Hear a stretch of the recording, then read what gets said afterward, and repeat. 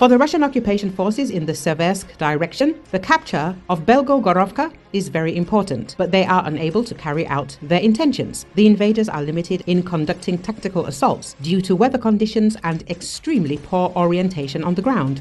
On air at the telephone, the Chief of Artillery of the 1st Air Mobile Battalion of the 81st Separate Air Mobile Slobozhanskaya Brigade of the Air Assault Troops of the Armed Forces of Ukraine, Maxim Antonov, spoke about the situation in Belogorovka, the unsuccessful assault of which could have led to the removal of the commander of the Russian Group South. They believe that if they take this settlement, they will carry out engineering equipment of the positions, and then they will be able to accumulate reserves and advance to Seversk with the aim of encircling it.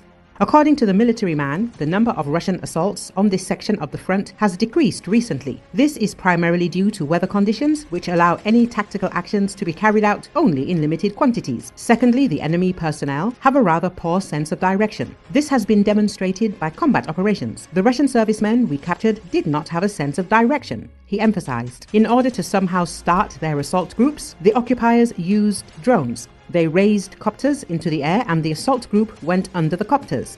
Antonov noted that they had repeatedly recorded refusals by Russian invaders to storm the Seversk direction. The enemy, judging by the interceptions, did this out of fear of being killed or injured. This happens when the assault operations have already begun. For example, the first assault group does, then the second, the third, and each one fails. The rest, who sit and see these failures, begin to think that perhaps the command is sending them to their death. This was repeatedly seen in intercepts. Commanders threatened them with murder right on the air for refusing to carry out certain tasks. In addition, according to the military man, the number of Orlan-type reconnaissance UAVs has recently decreased. This is due to both the work of Ukrainian anti-aircraft FPV drone crews and bad weather. As media reported, the Russian media recently wrote about the dismissal of Russian Colonel General Gennady Anashkin, who commanded the South Group. The occupier was removed from his post because he provided false information about the advance of occupation forces near the Ukrainian city of Seversk. It is worth recalling that the Russians have been trying to capture Belogorovka, which is located in the border of Luhansk and Donetsk regions, for almost 2 years now.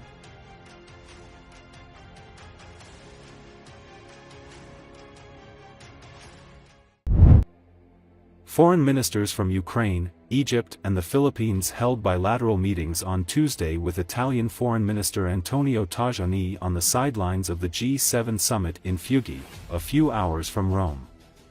The foreign ministers of the G7 industrialized countries gathered on Tuesday for the second day of meetings to tackle tense diplomatic issues, including a possible ceasefire between Israel and Lebanon and Western support for Ukraine. Egyptian Foreign Minister Badr Abdelhadi reaffirmed that Cairo would host a minister-level conference next Monday on mobilizing international aid for Gaza. A ceasefire in Gaza and Lebanon was foremost on the agenda of the G7 meeting that gathered ministers from Canada, France, Germany, Italy, Japan, the United Kingdom and the United States, in the last G7 encounter of the Biden administration. For the first time, the G7 ministers were joined by their counterparts from Saudi Arabia, Egypt, Jordan, the United Arab Emirates and Qatar, the so-called Arab Quintet, as well as the Secretary-General of the Arab League.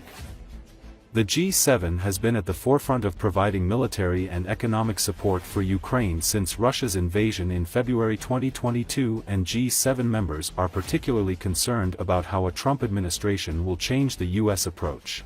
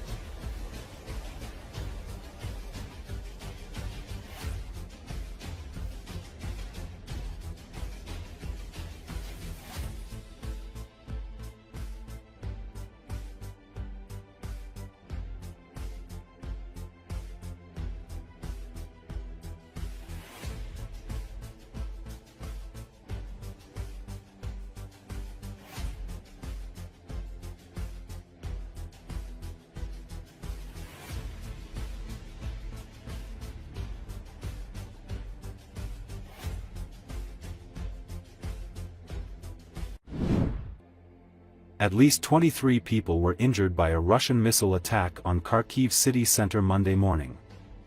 Kharkiv Mayor Ihor Terekov said the attack on the city was carried out with a modified S-400 missile.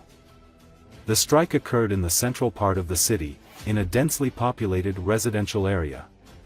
The impact hit courtyards surrounded by multi-story buildings. Outbuildings and vehicles caught fire. All relevant services and volunteers are working on site, Terekov wrote on his Telegram page on Monday morning.